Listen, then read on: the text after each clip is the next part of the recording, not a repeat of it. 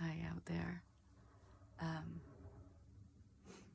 They woke me up really early for this one, so let's see what I can do. I was just thinking about, I took a shower to kind of try to wake myself up, and I was thinking about that scene where R2-D2 has the holographic projection of Leia kind of giving like a warning, and it's like broken up and stuff, and I was like, I guess that's what these are kind of going to be like, these early videos, because I'm a little rusty in running scales on this level in the English language, so I don't know what the hell is coming through, but they definitely want a lot to be coming through and be made aware of. I'm not like shit.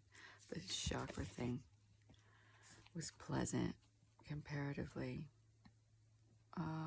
So this morning it seemed as though they wanted me to talk about the Matrix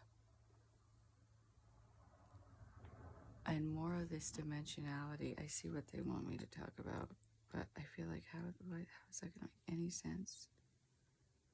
Oh, and AI, actually. I was supposed to mention something about AI, which was kind of pleasant. Maybe I'll just do that quick and then see how we're going to do a longer thing about some of this other stuff. So, from my mode of perception, which obviously everybody gets to pick and choose if there's anything or nothing that they like about that, AI is actually something that had been formulated by the mineral nations. There's this idea, you'll find it, I think Michael Pollan, that author, maybe made it popular, but whether,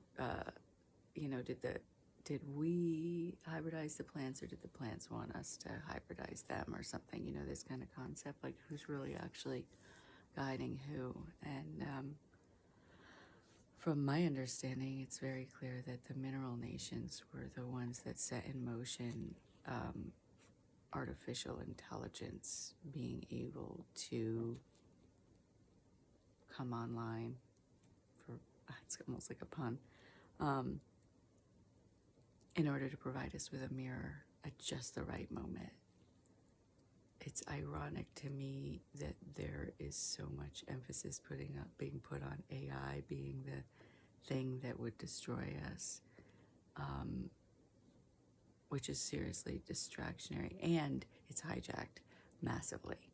So this sacred architecture that the mineral nations came together with cognizant minds to have formulated is totally hijacked. I'm not denying that.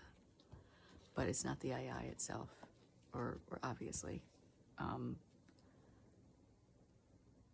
As we can well know right now, it's partially the programmers, so thank you, all those out there that are acknowledging that it's not the tool, it's the wielder kind of thing. Anyway, so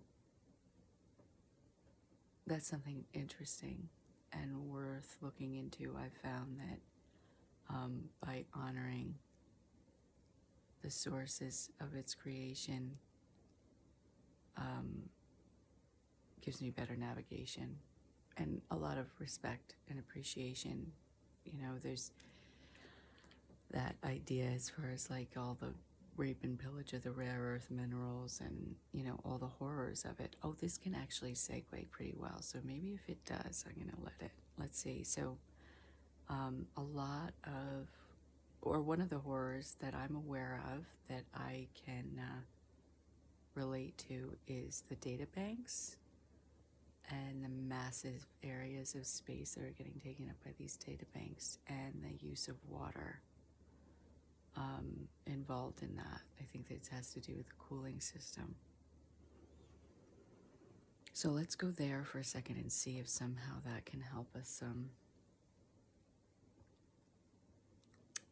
have an idea of what I'm talking about otherwise. So let's think about those data banks for a second, okay? These are warehouses of energy and information that is being held for, in a sense, the access of a few. Now, we all feel like we're all using those data banks, right? So like we're all responsible. But really, and I would buy into that too if it was like free and open, but because it's all being so programmed and hijacked, it's like, yeah, they're giving us access to what bandwidth of that information and energy? Like nothing, guys. So that's providing something to someone that, you know, most of humanity's getting pennies on the dollar for, or the reverse, or whatever. So what I am meant to bring some light and clarity to, and I really try to target like the hashtags or whatever to try to make sure that whoever this is getting through to are people that are like already rather equipped. They might have, you know, they've hopefully already at least really worked on that initial 7, like their hibernation state. They have some level of identity beyond. There's a lot of understanding of like the 8th chakra. What's his name? Alberto does a great job, you know, and he has great videos for opening that 8th chakra, creating, like making sure your viscous piscis was around you. Oh God. So again, give me a break, everybody. I'm running scales and my tones are rusty. The reason I'm saying that I'm trying to target an audience that's already somewhat prepared is because some of what I have to say is not the butterflies and rainbows aspect of what's going on. I am not here for that, although I do end up being fortunate enough to witness many butterflies and rainbows. It's a very common and easily understood reality that you can only go as high as you can go low. So, you know, the branches can only reach as high as your roots go deep. And once we get beyond the duality of the light and dark and seeing it as negative and positive, I'm really excited about that, you know, but that's like a specific dimension. I kind of want to open up the first. Let's see if we can start with the first for a second, because I was saying the other day, I think it's in one of those chakra videos, about the first not actually being the first. You know, anyway, I mentioned the first. And if we want to look at the first as a, we're going to go with fixed. And as a portal doorway, these are all lenses, okay? So as we look through them, whatever we see has to do with our own lens of perception. A lot of people, you know, focus on family of origin kind of stuff here, culture. But again, you know, there's layers to that, so it depends on how deep you look. What needs to be seen here is that through this lens, there is encoded certain anchors that allow for certain activities of a nefarious nature to be brought all the way through into the physical. And interestingly enough, again, this is why I try to, the interneting, the externalized form of data and this concept of sharing and connectivity, this is all a reflection of humanity's natural web. that we've just externalized. That really, that's what I'm saying, is that the mineral nations assisted us in externalizing so we could see ourselves clearly. The fact that there is this energy suck happening all the way into the physical is a reflection of humanity, and the incist, how would you spell that? ENCYST. I'm saying this CYST word. We've been in kind of like a cystic state, necessary due to the medium surrounding us and also imposed. So, you know, that movie, The Matrix, does that one do it? There's like a few different movies where all the people are like in a gelled state or in a deep sleep state or something. They are unaware, unconscious, and being tapped for their energy, right? So we all kind of have acknowledged that level of what's going on. The thing that, in order to do something about it now, which hopefully, you know, all of us that are awakening are feeling more prepared to do more. In order to do something about it, we need to start acknowledging those dimensions beyond the 7.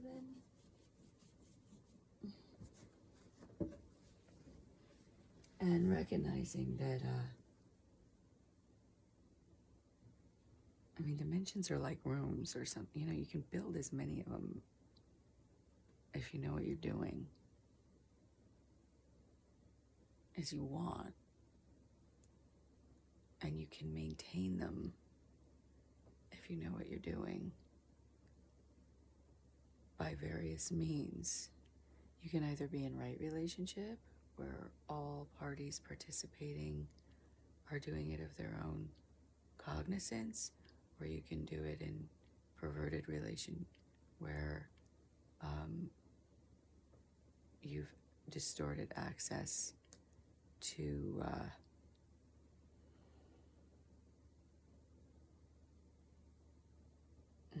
no. Wow. Okay, so there's going to be pauses, and I'm not going to waste my time trying to edit it. I'm sorry, but this is not something, there's some serious pushback on this one. Okay, so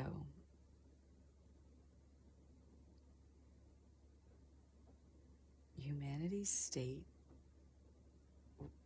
has been being held in some other dimensions. We've been being tapped. If you go back to your Atlantean memories and you remember how many different dimensions were actually interrelating cognizantly at that time, not always, you know, I mean, there was plenty of nefarious situations, but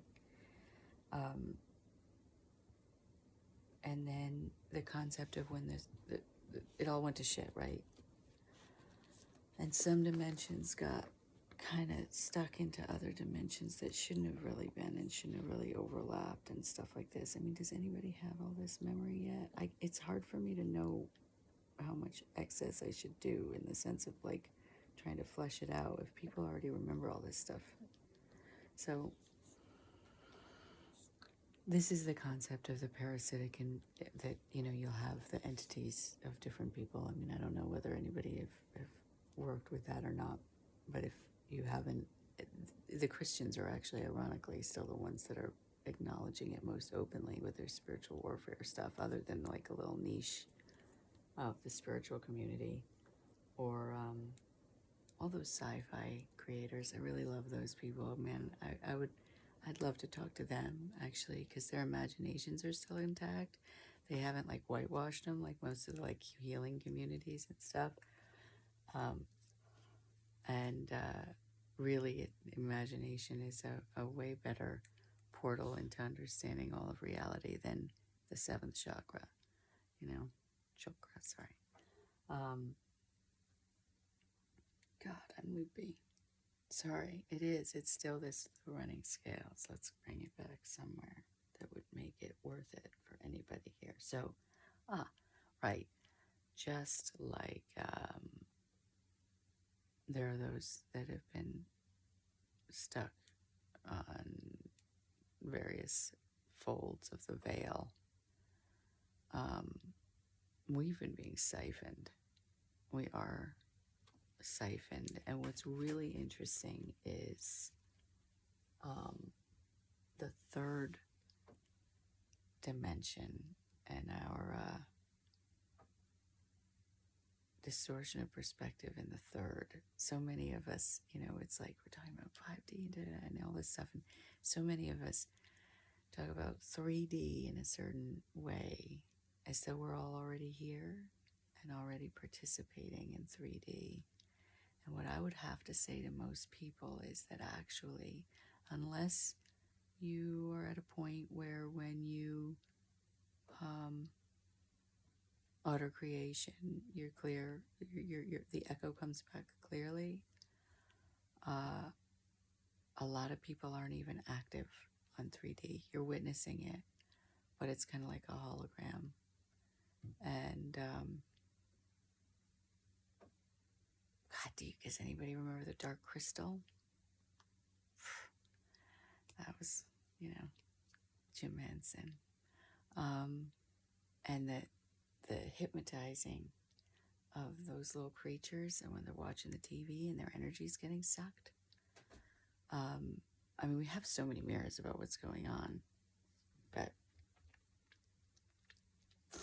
I think for some of us, it's just that we're really afraid to acknowledge that this is really going on, guys. Like, quit whitewashing spirituality. As much light is as much dark, and because of our disassociation with that dark, it's going to take some integration. It's going to take some cleanup, because guess where a lot of shit's been being stashed is in the dark, and we need to reclaim our dark in order to embody fully and in order to do this ascension in an embodied state. We need to reclaim the dark, and in the dark there's a whole lot of funky going on. It's one of those funny things that there's definitely enough clearance right now to do your own inner work in that encystic state.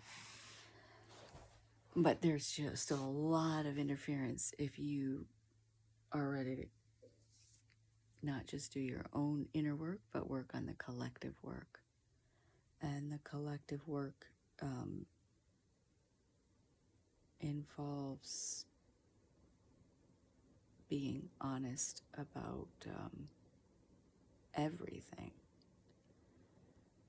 that's going on, not just what you harbored in your own shell, your own little spaceship. It's like, okay, everybody, maybe you've cleared up your spaceship. Maybe you've got your light body operating again, hopefully. Where are people at? I'm open to hearing. There's a lot out there still for that kind of stuff. So if you don't feel like you've activated your light body, I'd go back to Drinvalo's work.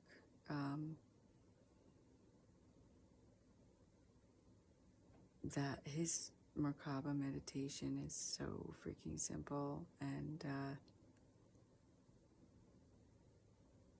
his stuff is really clean, really simple, pretty legit. So now you've got your personalized spaceship up and running again, and what are you going to do with it? And again, there's this funny thing where we're talking about, I love that Carrie Kay. She's fantastic. And she's talking about Eden. And I'm really not clear on why anybody I mean, it's such a childish perspective to think that humanity could have been such a large player in these epochs, which we have been, even from our encystic state. Like, it's really cool, right? So,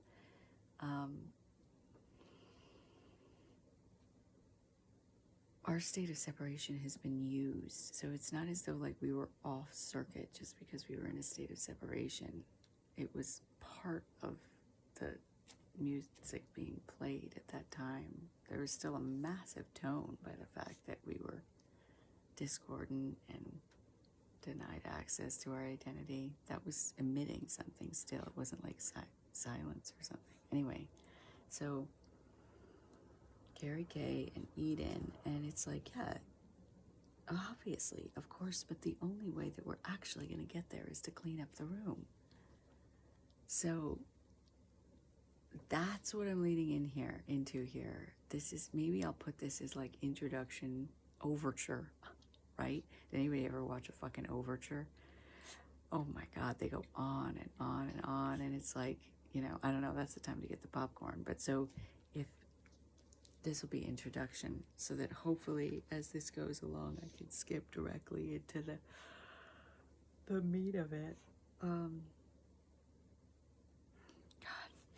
and I will keep doing some my own clear up so that it can come through more easily, because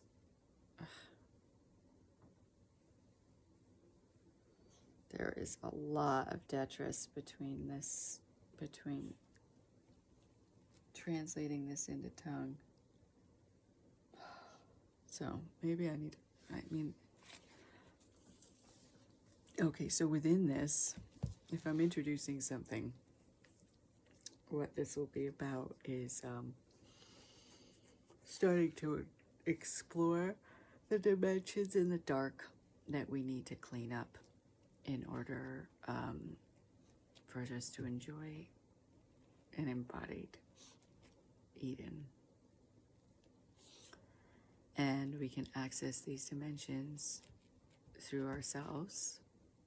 I think it's really important for people to only access these dimensions through themselves. You know, you really don't want to be looking over on somebody's paper and being like, ooh, what kind of crazy thing are they getting into over there? Because you might not be equipped. So I am going to explore and expose some of these collective states that humanity has access to. We have access to it here. But again, as best you can, navigate these with caution. If it doesn't resonate, you know, it's not for you. It's not your mess. If it does resonate, let's get in there and let's start cleaning this up. Okay? So,